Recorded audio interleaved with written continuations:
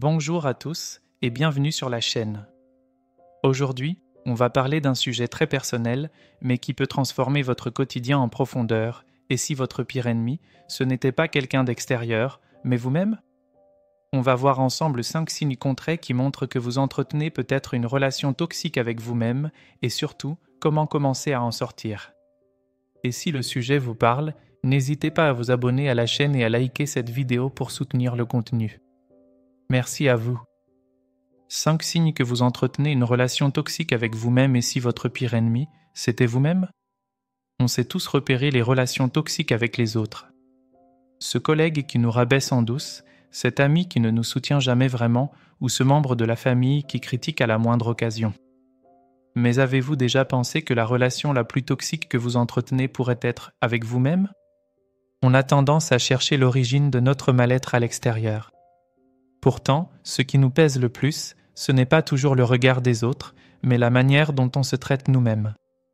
Une petite erreur, et voilà que notre voix intérieure nous accable.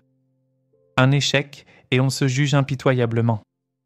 On se compare, on doute, on s'impose des standards inatteignables. Sartre disait « l'enfer, c'est les autres », mais cette phrase est souvent mal interprétée. Ce n'est pas l'altérité qui est le problème, mais ce qu'elle nous renvoie de nous-mêmes. Et quand on entretient un dialogue interne destructeur, le pire ennemi n'est pas dehors, il est en nous. Alors, comment savoir si l'on est coincé dans une relation toxique avec soi-même ? Quels sont les signes qui doivent nous alerter ? Et surtout, comment retrouver une relation plus sereine et bienveillante avec soi ? Voici quelques pistes pour identifier ce mécanisme insidieux et surtout pour apprendre à devenir son propre allié plutôt que son propre bourreau. Qu'est-ce qu'une relation saine avec soi-même ? S'entendre bien avec soi-même, c'est quoi au juste ? Contrairement aux relations avec les autres, il n'y a pas de disputes ouvertes, pas de discussions à cœur ouvert pour régler les conflits internes.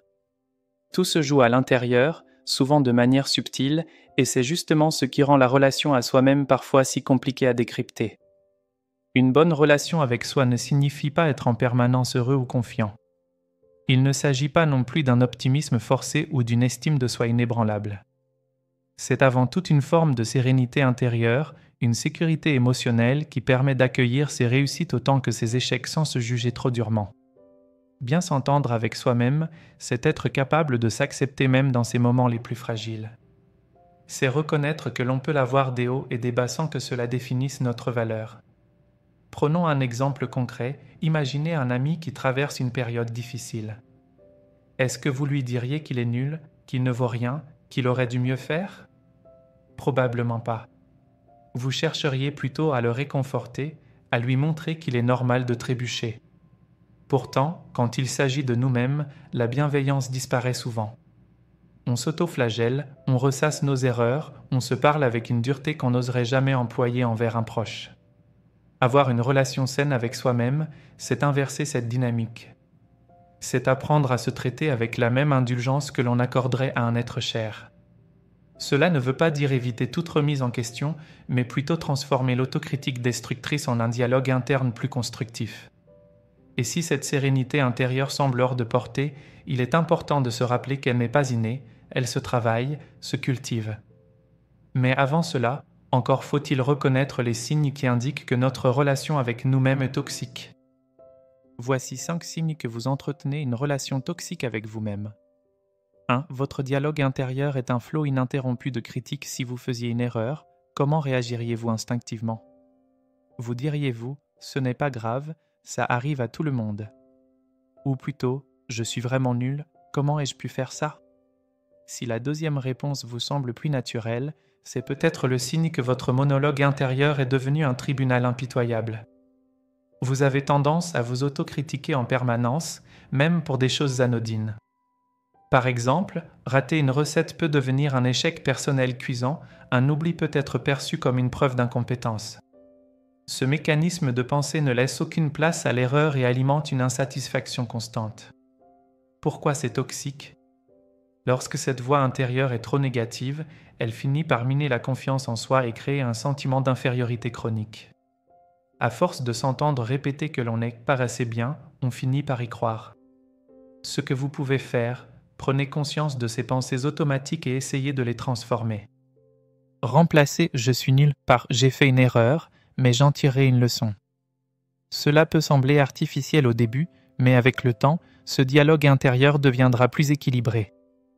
2. Vous vous comparez constamment aux autres, et toujours à votre désavantage, se comparer est un réflexe humain. Nous vivons en société, et il est naturel d'observer les autres pour se situer.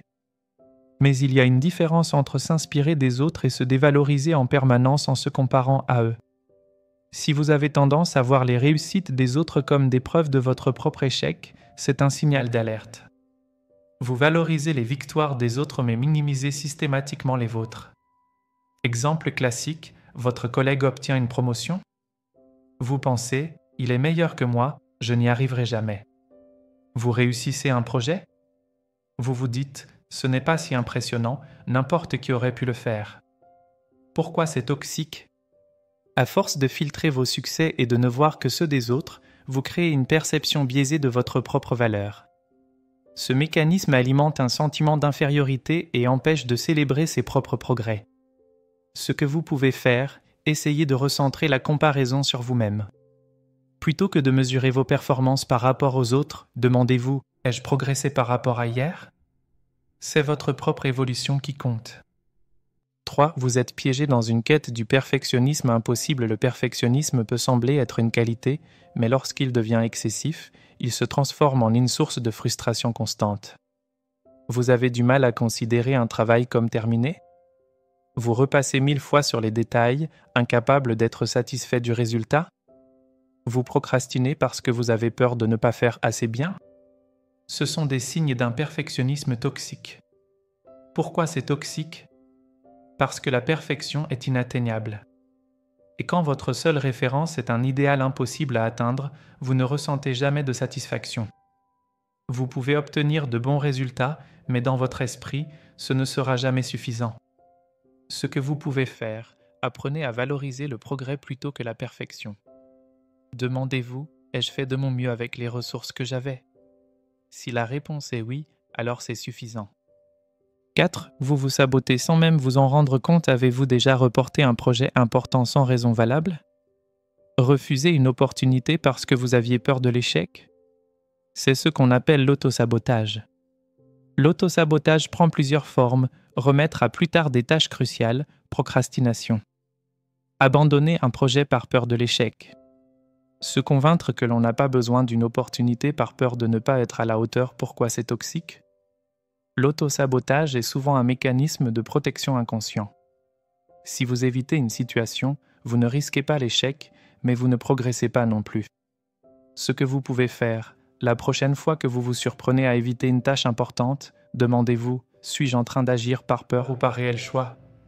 Prendre conscience de ce schéma est la première étape pour le briser. 5. Vous avez du mal à poser des limites et à dire non. Avez-vous tendance à toujours dire oui ? À vous surcharger de responsabilités pour éviter de décevoir ? Ne pas savoir poser de limites est un signe d'une relation toxique avec soi-même. Vous acceptez trop de tâches au travail, même si vous êtes déjà débordé. Vous rendez service à tout le monde, même au détriment de votre propre bien-être. Vous vous sentez coupable dès que vous refusez quelque chose. Pourquoi c'est toxique ? Parce qu'en ne respectant pas vos propres besoins, vous finissez par vous épuiser et ressentir de la frustration. Pire encore, cela peut créer un sentiment d'être constamment utilisé par les autres. Ce que vous pouvez faire, avant d'accepter une demande, prenez un instant pour réfléchir. Est-ce que cela me convient ? Est-ce que cela respecte mes limites ? Apprendre à dire non est un acte d'auto-respect. Mieux se traiter, c'est mieux vivre. La relation que l'on entretient avec soi-même est sans doute la plus influente de notre vie. Pourtant, on y prête rarement attention. On tolère des pensées que l'on n'accepterait jamais d'entendre venant d'un autre, on s'impose des exigences irréalistes, on se juge sans relâche, sans se rendre compte à quel point cela mine notre confiance et notre bien-être. Mais la bonne nouvelle, c'est que cette dynamique n'est pas une fatalité.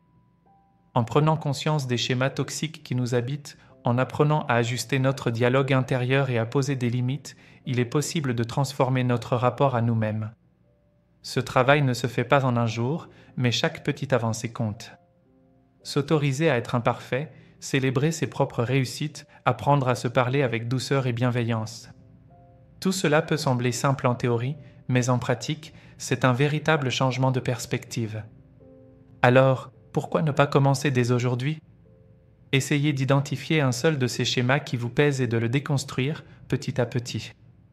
Et souvenez-vous, vous êtes la seule personne avec qui vous passerez toute votre vie, autant que cette relation soit saine et bienveillante. Si cette vidéo vous a parlé, n'hésitez pas à liker, à vous abonner à la chaîne et à partager cette vidéo autour de vous. Et si vous avez envie de réagir, vous pouvez laisser un commentaire juste en dessous. Merci pour votre écoute et à très bientôt.